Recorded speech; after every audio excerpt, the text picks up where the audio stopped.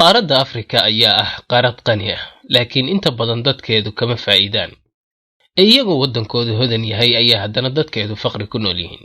Wadanka aan maanta ka hadlayno ayaa ah wadan shidaal hodan ku ah, haddana dadkiisu badankood faqri ku nool yihiin. Wadankan ayaa waxa uu isku leeyahay shidaal oo uu ka mid noqday. Wadankan ayaa waxa uu isagu helay shidaal oo uu ka mid noqday wadamada ugu shidaal soo saarida badan qaaradda Afrika.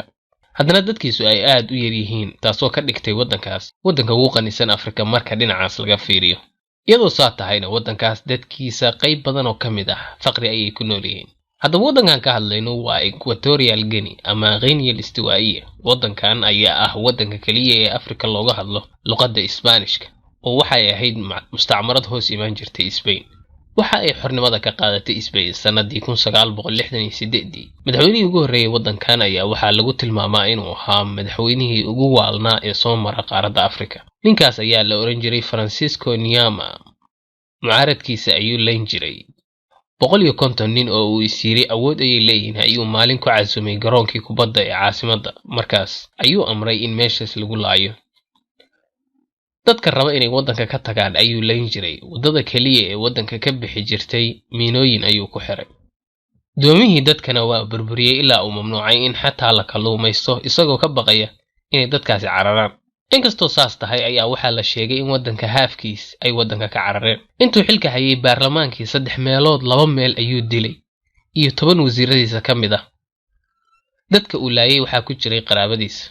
haddaba dad qaraabadiisa ka mid ah ayaa waxa ay ku tashadeen inay xilka ka tuuraan, maadaama aysan cidina ka nabadgelayn. sanadii 1979 wiil uu adeer u ahaa oo la yiraahdo Teodoro Obiang, oo wiil walaalkiis ah ka mid ahaa dadkii uu laayay Francisco, ayaa waxa uu sameeyay afgambi military isagoo ka mid ahaa ciidamada wadankaas.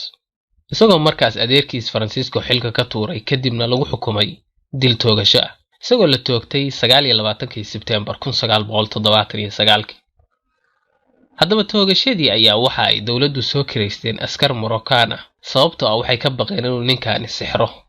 aabihiis ayaa ahaan jiray sixiroole, taasoo keentay inay ka baqaan inay isku dayaan toogashadiisa oo ku khasabtay inay dad kale soo kireystaan.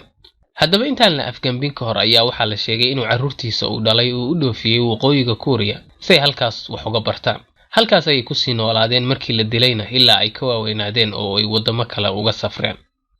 haddaba Obiang ayaa waxa uu xilka hayaa tan iyo markaas oo uu adeerkiis xilka ka tuuray.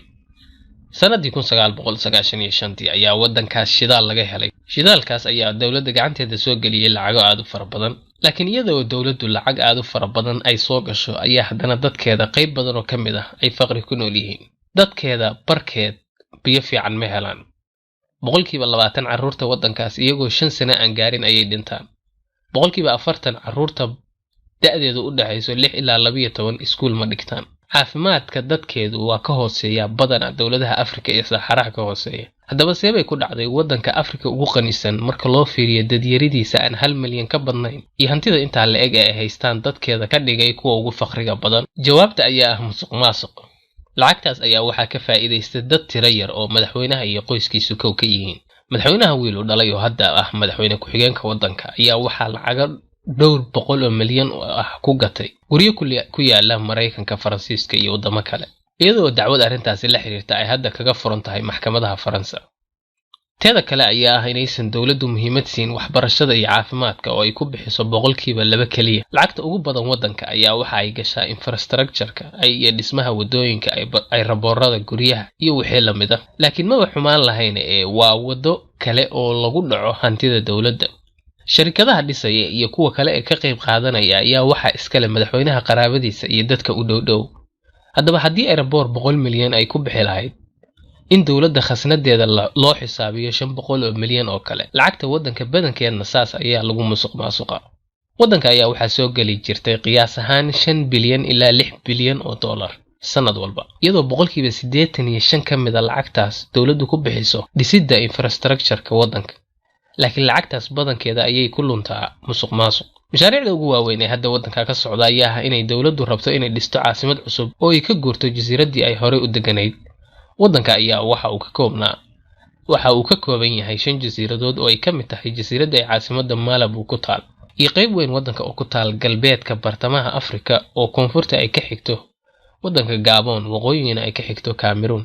nin iyo gabar ka soo jeeda waddankaas ayaa caan ka noqday caalamka oo dhan kadib markii ay ka qayb galeen tartankii Olombikadii 2000 ee lagu qabtay Sydney, Australia. ninka ayaa waxaa la oran jiray Eric Musumani, halka gabadha la dhihi jiray Paula.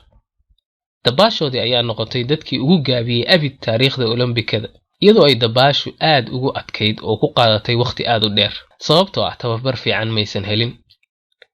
goorta ay dabaasha dhameeyeen ayay dadku u sacabin jireen, iyagoo marka ay dabaalanayaan ay dadku soo buuxdhaafin jireen stadiumka si ay u taageeraan labadan qof ee ku liitay dabaasha, taasoo ka dhigan inaysan dowladdu xataa aysan dhiirigelin u samayn ciyaartooydeyda ay dibadda u dirayso. inkastoo waddanka dadkiisu aysan weli ka faa'iidaysan khayraadkiisa iyo musuqmaasuqa baahsan ee ka dhashay dowladdan, ayaa haddana ninka madaxweynaha ka ahi maanta uu dhaamaa adeerkiisii waddanka dhulka la galay, laakiin u malayn mayo inay arrintaasi faan u noqon karto.